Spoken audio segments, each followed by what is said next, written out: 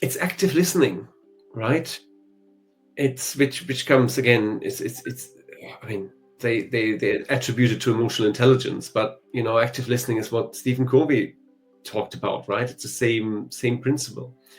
It's listening to actually understand rather than listening to answer, right? And it's makes great leadership, makes good salespeople as well, right? I mean, as you know, do a lot of sales leadership coaching, and people sometimes go like, oh yeah, I want to answer this, I want to answer that.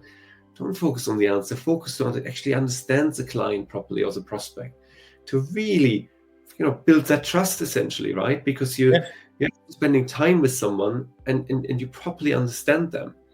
You can still download all your knowledge onto them at a later stage, right? It's not important in the first instance, because we all know, right? If I just download information onto you in our first call, you might go like, that's a bit too much, right?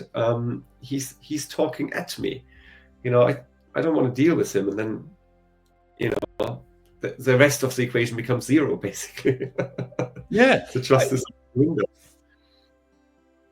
So that question that you've just asked, I think part of the answer is really, for me, was eye-opening to myself when I first started to, many years ago. I'm afraid I'm too old to be a recent learner, and that although I learn all the time, that question, I remember a coach saying to me, are you pretending to listen to somebody while you formulate your next challenge and injection into the conversation?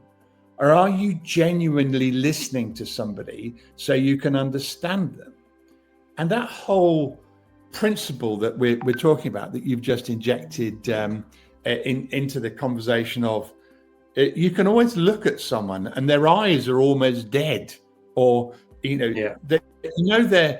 say they're listening, but actually they're not being intimate with you. They're not being vulnerable. They're not being authentic. All they're doing is thinking about how they can either challenge your understanding without understanding, or challenge you with the next piece of information that is, please understand me. I need to tell you this.